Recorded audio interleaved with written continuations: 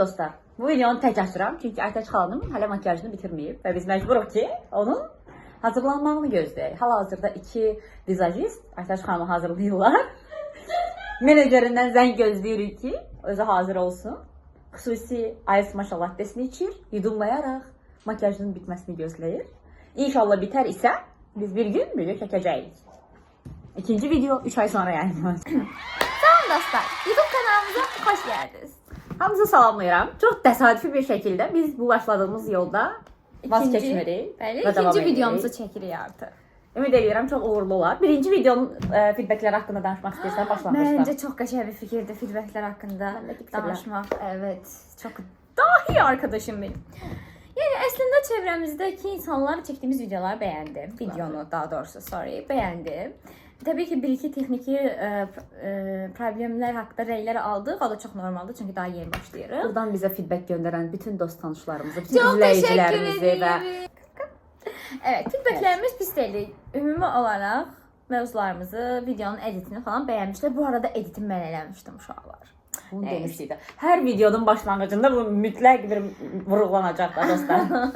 Özüm təriflərimdə biraz. Ama videonun mövzusunu mən seçmişdim. O da gözəl idi. O da gözəl idi. Biz birlikdə gözəl idi. Evet. Bugünkü mövzumuz toksiklikdir. Nəyə görə toksiklik və bu konuyu seçməyimizin səbəbi nədir? Çünki biz aslında dalaşırdıq və düşündük ki, dalaşırıqsa və bir dəqiqə. Konu necə oldu? Sen mi toksik oldun, ben mi toksik oldum bilmedim. Ama biz de... Neyse oradan biz dedik ki gel konumuz toksikliği olsun. Desən Ayşe sen bana dedin ki çok toksiksin. Ümumiyyətlə biz profesional mövzu seçimləri edirik dostlar. Otururuq bu mövzular üzərində bir neçə gün, saatlarca düşünürük. Düşünürük və sonra Görün ki işimizə necə məsuliyyətlə yanaşırıq yəni. Az öncə dedin ki, video dalaşdıq, video mövzusunu tapdıq. Hədə. Yəni ironiya eləyirdim. Allah sənə rəhmət eləsin Mirzə Kibər Sabir. Ev yoxdur, sən də hər situasiyada məni ciddi alıb dəstəkləməyin. Bu özü çox böyük bir şeydir. Biz davam edəyik buradan da əziz dostum. Toksiklik seçəndə düzün desəm, bununla bağlı yüzlərcə video görə bilərsiniz YouTube-da da, digər sosial şəbəkələrdə də. Amma niyə məhz bu mövzu haqqında danışmaq istədik? Çünki hər kəsin çeynədiyi mövzulardansa toksikliyin necə yarandığından, yəni nədən qaynaqlandığından və s. danışsaq sizə də maraqlı olar deyə düşünürük və bəlkə də bizim danışacağımız səbəblərin bəzilərini siz öz həyatınızda görə bilərsiniz və öz həyatınızda olan bəzi sizə faydası olur. Problemləri, o düyünü çözə bilər. Mən ümumiyyətlə düşünürəm ki, yaxşı davam edək. Hə, tamam. Mən ümumiyyətlə düşünürəm ki, 2 saat sənin buruğu gözləmişik də bunu bilirsən. Tamam. Mən ümumiyyətlə toksiklik barədə nə düşünürəm və məncə nədən yaranır toksiklik? Mənə görə toksikliyin ana səbəbi bizim uşaqlığımızda yaşadığımız məsələlərdir. Travmalar deməzdim onlara, çünki hər şeydə travma adlandırmaq bu gün də populyar olub, hamı hər şeyə travma var, çox kötü oldum.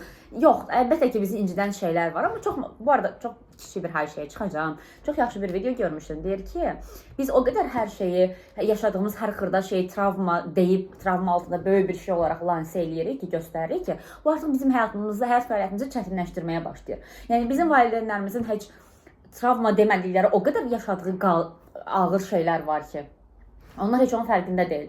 Bəzən fərqində olmamaq sizin həyatınızı rahatlaşdırır və sizə yaxşı təsir eləyə biləcək bir şeydir. Ona görə hər şeyi çox qurdalamayın. Birinci buradan başlayaq. Bu aralar travma sözü həqiqətən populyardır deyə insanlar sürekli axtarır ki, görsən mənim nə travmam var, mənim qalan nəyim vardı, keçmişdən qalan nəyim var. Olmasa da belə bir yerdən bir şey çıxarırlar. Ay sağ ol. Çox xırda bir şey belə çox böyük bir şey halına gətirirlər. Sanki qlobal bir çətinlik yaşayıblar və s. Məsələn, nəyi deyə bilərəm hal-hazırda düşünürəm sizlə danışanda ki, xırda bir nümunə verim də. İnsanların yaşadığı maddi çətinlik ya da insanlar çox kiçik bir dava eləyir ailələrində. Mənə travma qaldı. Mən çox böyük travmalarla məşğul uğraşıram, yəni savaşıram. Yox da, yəni biraz güclü olmalısan və hər şey sən böyük problem olaraq göstərsən, beynində böyütsən, təbii ki, sənin həyatın çətinləşər. Bu həyatda və enişi yoxuşu mütləq olacaq. Əslində bizi formalaşdıran şey travmalarımızdır. Yəni o travmaları yaşamasaq indi olduğumuz insana evrilə bilmərik. Yəni bu da pis bir şeymiş kimi çox da basit. Düzdür, yaxşı bir şey də deyil. Sadəcə bizi formalaşdırıb bu hala gətirdiyi üçün Məsələn desək ki, bu mənim travmamdır. Mən hər xırda detala getməyə başlasa öz karakterimizdən ödün vermiş oluruq da bir yerdən Təbii sonra. ki. Çünki bütün travmalarımız, düz təkcə travmalarımız yox, amma bizi formalaşdırırdı ya. O travmalarımızı düşünüb, okey, bu travma mən bu hərəkəti eləməyi tetikləyir desə və eləməsə, özümüz olmaqdan çıxıb başqa biri oluruq. Razıyam. Biz sadəcə travmanı sağaltmaq istəyirik deyə özümüzdən ödün veririk, başqa bir insan kimi davranırıq. Qayıdacaq olsaq mövzumuza dostlar, biz yenə başlayalım tamam bir başqa mövzu ilə. Amma düşünürəm ki, bunların hamısı o qədər bir-birindən bağlı məsələlərdir. Hətta birinci podkastımızda dediyimiz kimi hər şey gəlib cəmiyyətdəki qadına, sənin həyatındakı qadın fiqurlarına dayanır. Məncə burada da ona toxunmaq olacaq. Hər şey travmaya. Həqiqətən, çünki hər şey gəlib bir nöqtədə dirənəcək və bu nöqtədə düşünürəm yenə eyni, oxşar nöqtələr olacaq və siz həmin o xırda fərqindəlikləri yaşadıqca əslində böyük bir düyün topasını çözmüş olursunuz. Toksiklik mövzusunda nə düşünürəm deyə soruşsaz, soruşun da video çəkirik burada. Mən soruşam. Səncə toksiklik nədir? Nədən yaranır? Nədən yaranır? Çox maraqlı sualdır. Mən öz toksik xüsusiyyətlərimi analiz edəndə özüm üçün sadəcə özümü inkişaf etdirəcək bir gənc olaraq. Az əvvəl travmalarınızdan axtarmayın deyə inşallah. Bizim üçün çox çətindir bu videoları çəkmək. Düşünürəm ki, bu həqiqətən dediyim kimi ətrafımdakı insanların xüsusilə olğunlaşmadan o yetkinlik yaşına çatmadığımız dönəm var ha. Həmin o dönəmdə insanların mənə verdiyi reaksiyalar, insanların mənim həyatımda qoyduğu izlər mənə bir yerdən sonra artıq ya neqativ travma olaraq qayıdır, ya da toksiklik olaraq qayıdır. Mən artıq başlayıram eyni şeyləri qarşı tərəfdən gözləməyə ya da eyni mənə olunan o toksik hərəkətləri qarşı tərəf eləməyə. Çünki beyin bir şeyi doğru olaraq qəbul, toksik bir şeyi doğru olaraq qəbul edirsən, neqativi, yanlışı və başlayırsan onu sən öz doğrun olaraq təqdim eləməyə, həyatında bu formada formalaşdırmağa. Mən orada fokusum orada bir şeyə gəldi. Oradan çıx, video çəkirik. Mən deyirdim ki, nə deyirdim? Toksiklik məncə bizim qorxularımızdan yaranır. Bu da maraqlı bir yanaşma. Nəyə görə? Məsələn, deyək ki, necə insanlara toksik deyirik də? Deyək ki, bir dostluqdayıq. Sən mənə hər kəsdən qısqanırsan ya da başqa birilərlə dost olmamız. Real həyatdan nümunə verdim. Real. Bu sən mən itirmək qorxundan yaranır. Razıyam. Ya da bir couple düşünək, qız oğlanı sürekli kısıtlayır, başqa bir qız dostunun falan olmasını istəmirsə, bu onun qorxularından yaranır və qorxu da onu toksikliyə çevirir. Çox pis iki nümunə verdi. Davam eləyək, zəhmət olmasa bu videoya. Məncə toksiklik qorxulardan yaranır uşaqlar. Bu çox maraqlı yanaşmadır. İtirmə Heç bunu qorxusundan. düşünməmişdim. Bu sadəcə mənim dediyim qısqanclıq, toksik, başqa türdə toksik bir insan ola bilər yəqin ki. Güvən sorunları ola bilər. Eynən, güvən sorunlarından ola bilər, qorxularından ola bilər. Məncə bunların hamısı düzələcək. Başa gönlü istəyir deyə toksik olan insanlar ola bilər. Bunlar da ola bilər uşaqlar yəni. Biri var ki, hansı travmadan ya da nədənsə tetiklənərək belə bir insana çevriləsən. Biri də var ki, sən bir narmissən. Biz narmistiz. Narsist deyil. Narsist. Əsla narsist deyil. Amma narsist ola bilər. Hamıza geri dönək. Bir də var, dediyim kimi, narsistlərin toksik tərəfləri. Sənə hər şeyi özünü suçlu hiss elətdirən, sənə hər zaman yetərsiz hiss elətdirən. Amma narsist insan toksik insandırmı? Narsist hər zaman toksikdir, amma hər toksik narsist deyil. Okey. Çox düzgün bir aydınlatma idi. Çox düzgün. Sən hədərə tərcümə oxumusan. Mən dedim də o vaxt dedim psixologiya oxuyuram. Nə oldu? Sonra Azərbaycanda təhsilin səviyyəsi əlbəttə ki, çox yüksəkdir. Məni çox qane edir. Düşündüm ki, o təhsil alacaq kapasitem yoxdur. Yaxud da ümumiyyətlə düşündüm ki, istəmirəm Azərbaycanda bu təhsil almaq. Bəlkə amma bir gün xaricdə ya da istədiyim bir universitet ya da bir yer olarsa, kursa niyə də almayım. Bu konu haqqında düşünəcəyik. Bu niyə eləyirəm şu an bilmirəm. Bizim bütün planlarımız və alacağımız qərarlar da, necə ki bu video mövzusu kimi ani olaraq çıxır. Mən Aysunla bir söhbət danışırıq. Sən niyə falan şey eləmədin? Durub həmin eləyəcəyik. Əgər o gün o modumuza düşürsə, o olacaq. Şanslı günündədir o hərəkət. Evet. O action. Haqqında yetər qədər danışdıq. Məncə yetər qədər 12 dəqiqə danışdıq. Çox qısa. Mənə öz həyatımda İstərsən canımı istəyir. Nəysə. Mənə öz həyatımdan nümunə ver. Toksiklik hekayəni anlat bizə. Bir toksiklik hekayəni. Yaxşı sualdır. Birazcık düşünməm lazım bunu. A few moments later. Tamam. Mən həyatımda məsələn belə bir şey çox var ki, bu həyatımda olan çox insanda olur. Amma Ayşənin özündə də olur hətta. Mən mesajlara gec cavab verirəm. Və mənə deyirlər ki, məsələn, mənə mesaj yazıb, ya da mən bəzən həqiqətən çox dalğın oluram da. Biri məndən bir sual soruşar, bir söhbətin içində bir sual verir. Mən də onun cavabını verməyi unuturam. Çünki söhbətdən söhbətə çox tez keçirəm. Və Məndə də arada keçmiş ola bilər də. Hə. Və arada keçmiş ola bilər də.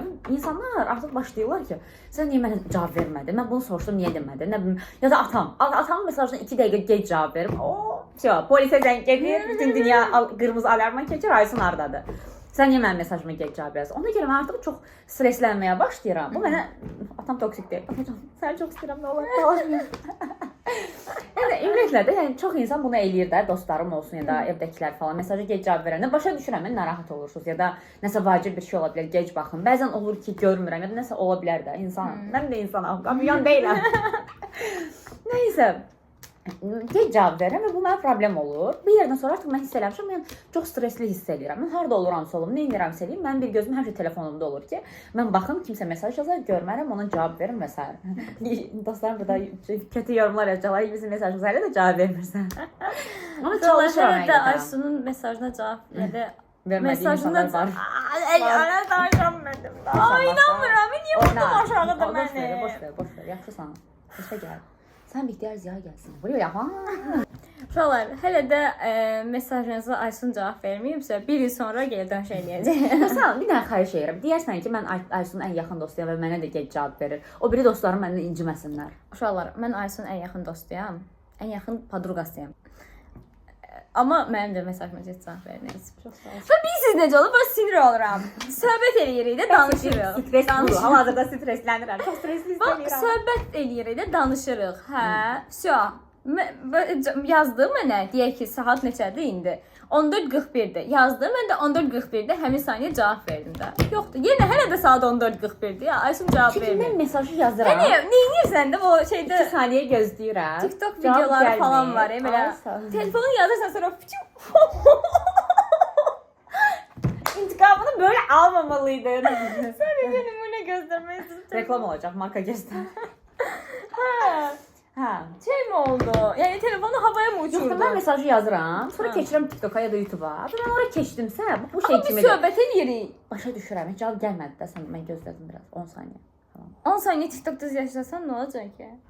Mən artıq orada getmişəm, o moda girmişəm. Mən rahatam. TikToka baxıram və geri qayıtmağım zaman alır. Mənim sosial medialarım hamısı ayrı-ayrı applərdir, dünyalardır. Oh my god. Mən keçəndə o birinə qayıtmağım elə bir ki, buradan Bakıdan Qubaya gəlib gəlmək. Ay da, bu elə olmalıdır. Sonra sən WhatsApp-dan TikToka girməyin də olsun, sür almalıdır. Çox məntiqli idi. Amma bunu paylaşıram ha. Bunu paylaşıram ha. Saçmalamayı kəs lütfən. Nə deyirdim? Hə, balaca vaxtı olanda bir dostum var idi və bu da çox qısqanc uşaq idi. Uşaq idi və başa düşürəm. Amma sən elədiyin hərəkət məndə travma yaradı. Başa. Sakin ol. Sakin ol. O bir ergen. Doğru öyleydi o zamanlar. İndi böyük qız oldu, halal olsun ona. Böyük qız oldu. Əsasında burada nəysə. Hə. Nəysə, o məni bütün dostlarımdan çox qısqanırdı. Mən adi məhəllədə başqa bir dostumla oynamağa gedəndə belə başlayırdı mənə tərəf atmaq ki, sən mənim dostumsan, sən məni satdın, sən getdin ondan dost olmağa, sən ondan dostsansa məndən dost ola bilməzsən. Hal-hazırda mən buna dediyim cümlələri eşitdiyi üçün. Uşaqlar, o qızı buradan deyirəm ki, Allah səni qəhrətməsin. Sən bu qızı nəyə dönüşdürmüsənsə, bu cəzasını mən çəkirəm. Hə, nəysə. Bu mən belə eləyirdi. Mən həqiqətən deyirəm, mən artıq onu düzəltmişəm fikir verirsənsə. Gəlirsən dostlarınla zaten görüşürsən, eləyirsən. Düzəldim. Görüşdüyü dostlarına səslənirəm burada. Biraz az yazın bu qıza. Məşğul bir qızdır bu qız. Ünlüdür bu. Hər dəqiqə şəhərə çıxa bilməz. Nəysə, hə, o mən belə düşüncəmə oturtmuşdu ki, belə olmalı. Sən yaxın dostsansa, sadəcə bir dostun ola bilər.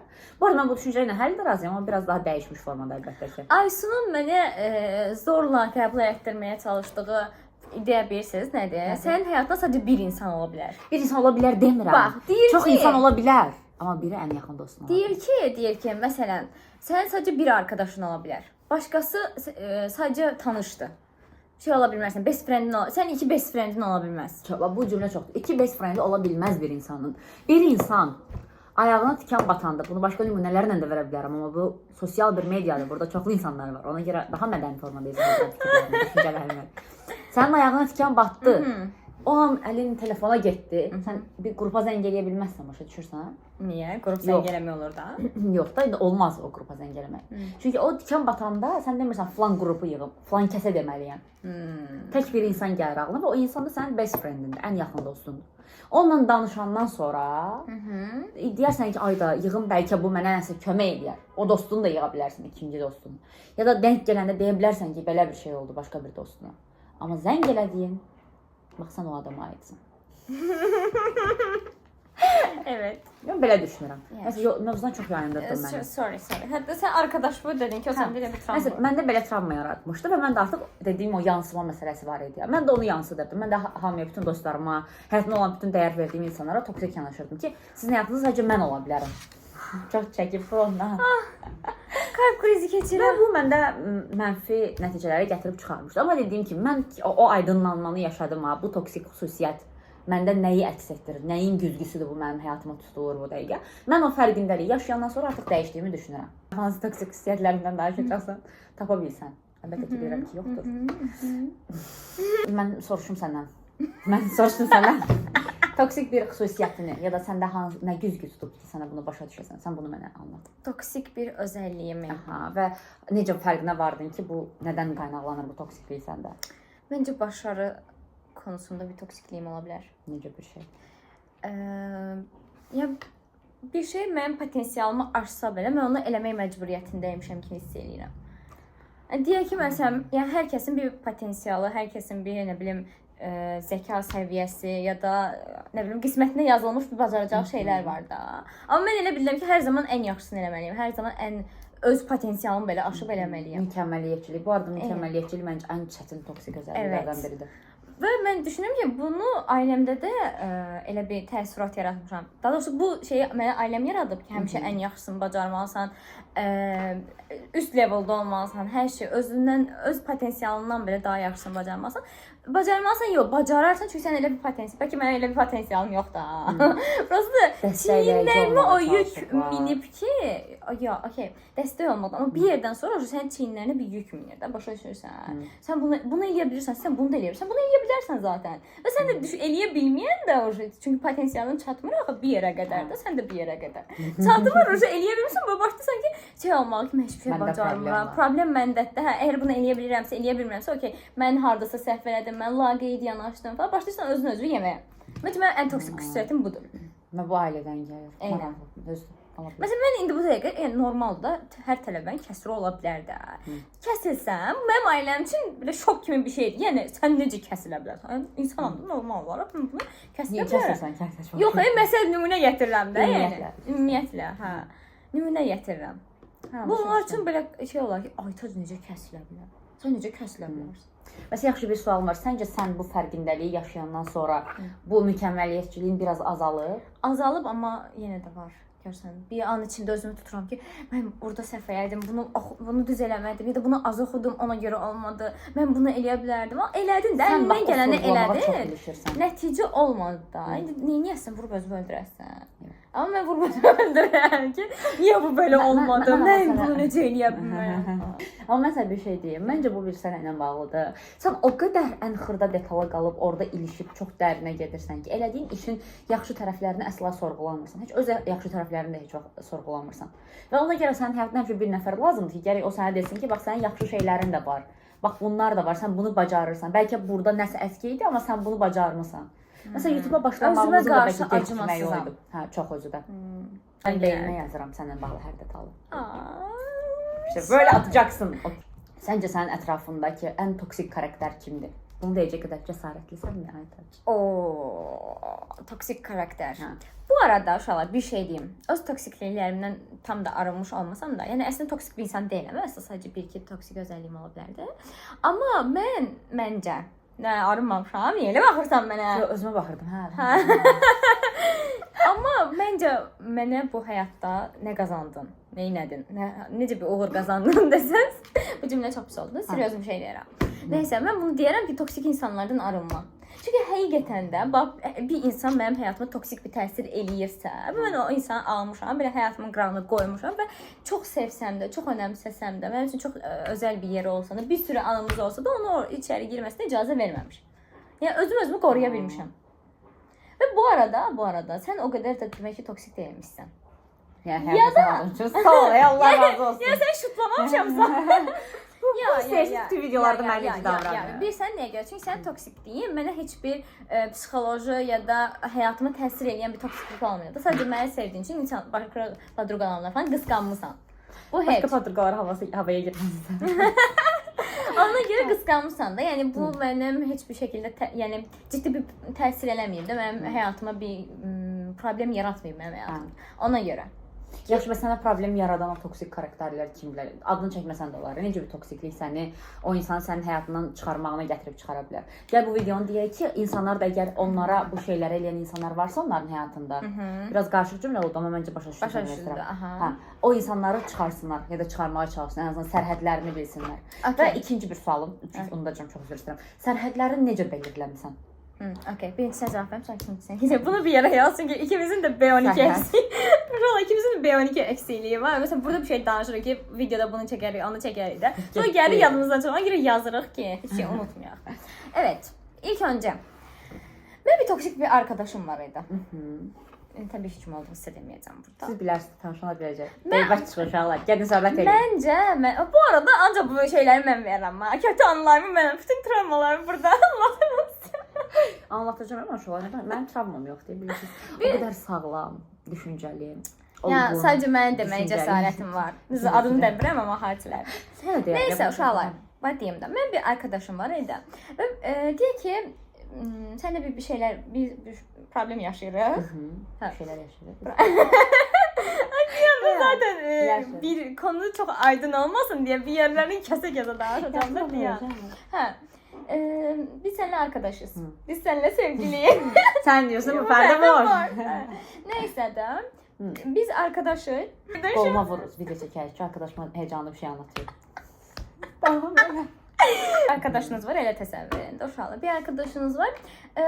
Oturursan, sən burada arkadaşınızla hər türlü söhbət edirsən. Yəni özəlini anlatırsan, duyğularını, düşüncələrini ya da yaşadığın hər hadisəni danışırsan və sonra görürsən ki, bu arkadaşınızla aranızda qalmır.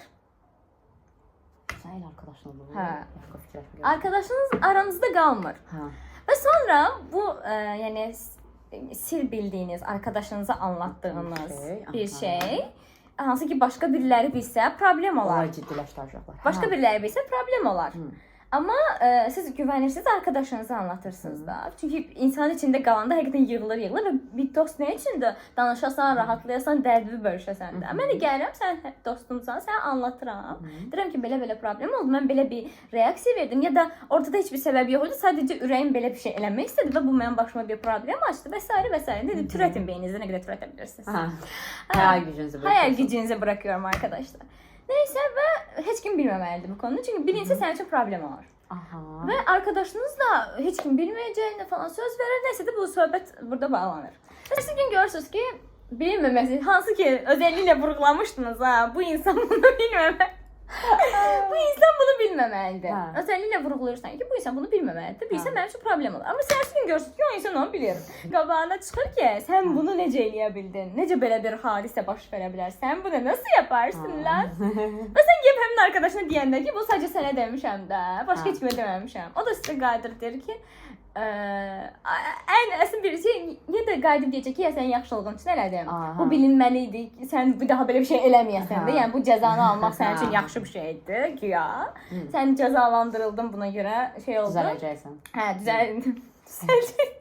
Yollar bağlıyım sanki düzələcəksən. Hə, düzələcəksən. Ya da ki, təsadüfən bilmədən ağzından qaçdı. Yox. Hə, mən deyəndə onlar da eşitdi. Və buna necə inanam? Mənə bax həqiqət, sən gəlib taparam. Sən bütün şəcərəni təkərəm ortalığa. Sonra dedim ki, bilmədən oldu, o qız sən idin.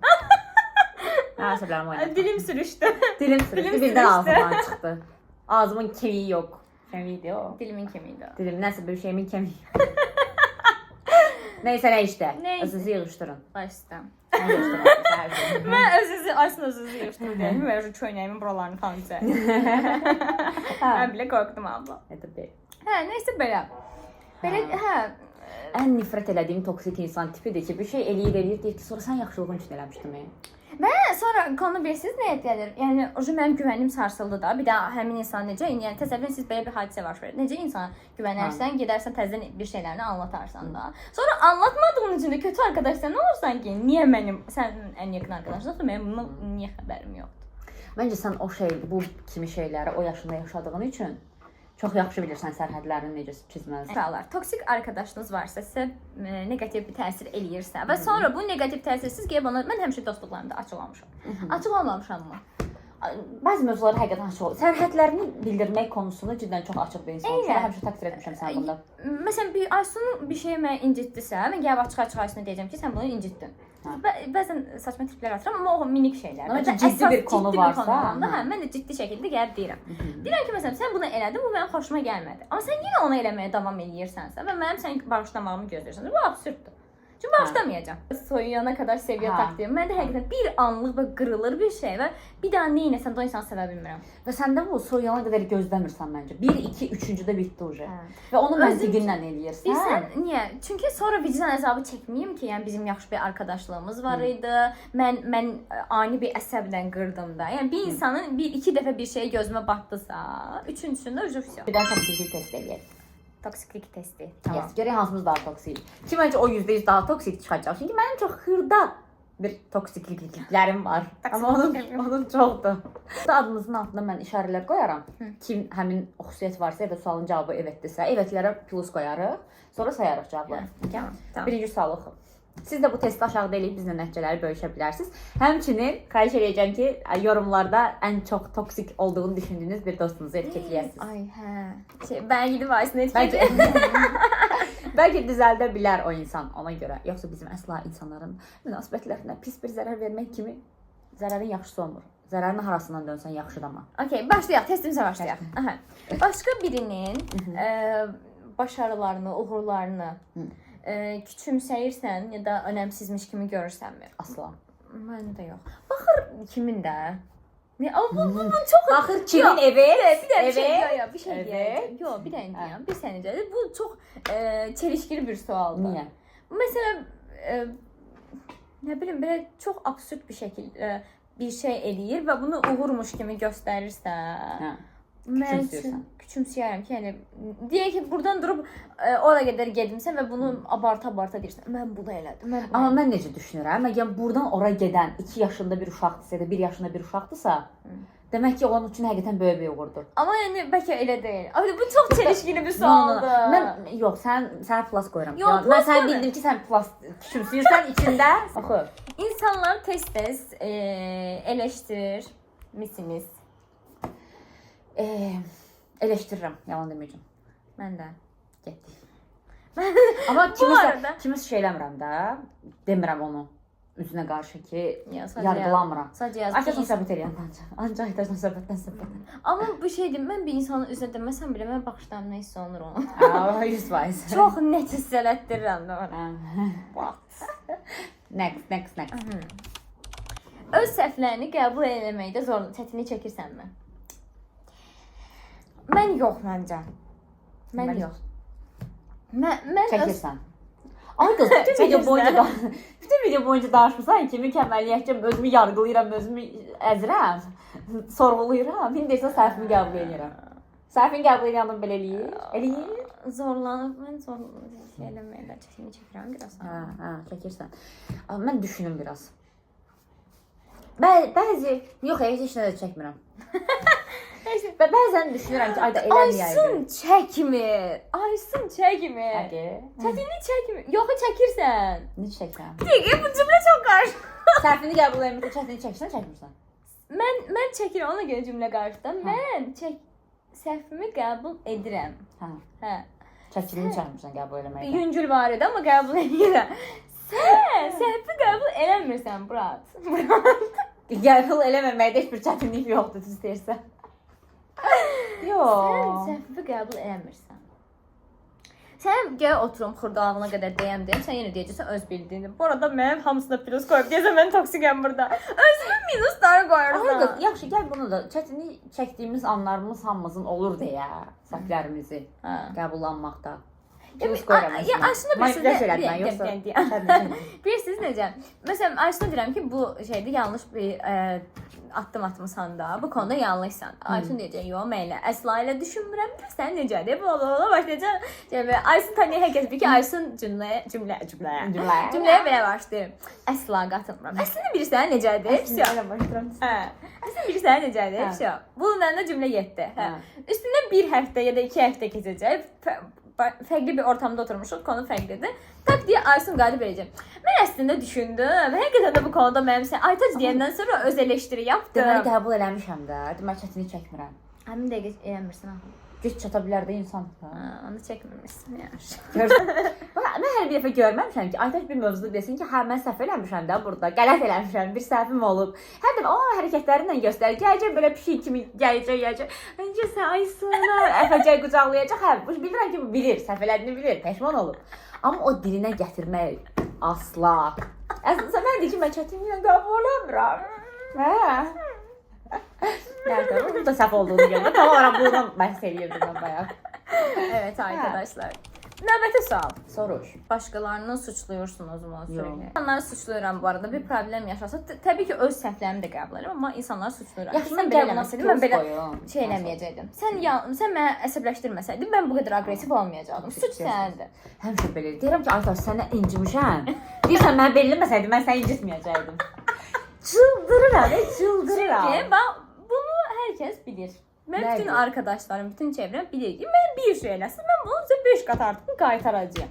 Eləmədi onu. Sonra mən qıcıqlandırırsın, mən burada özümdən çıxıram, bir şeylər eləyirəm, sonra günahkar mən oluram. Çünki sən günahkar.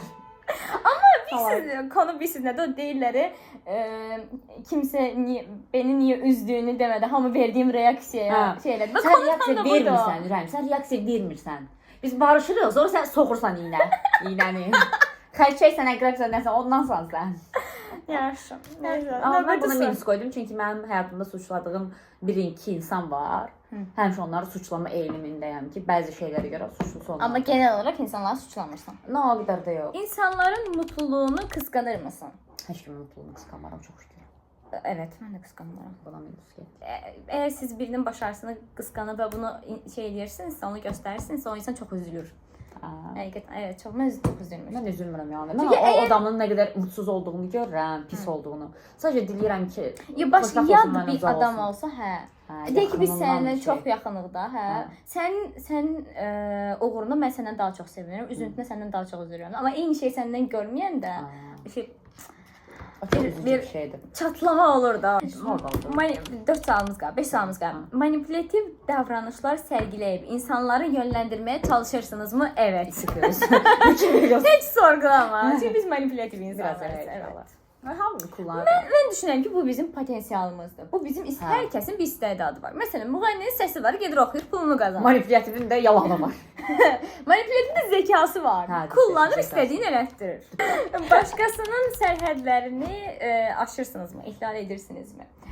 Başqası, mən etmirəm məncə. Sən etmirsən, çünki sən sərhədlərinə də çizgi çəkən bir insansın. Eynən. Mən olunmasını istəmədiyim üçün başqasını da etmirəm. Amma mən eləyirəm düzündə. Necə eləyirəm? Məsələn, çox yaxınımdırsa, o məndir, başa düşdün. Onun bir səhvi varsa ya da mənə görə səhv eləyəcəksə, mən necə ona icazə verə bilərəm ki, bilə-bilə səhv eləsin? Adamın səhvləri doğruları fərqlidir, razıyam ondan. Hər kəsin doğrusu eyni deyil.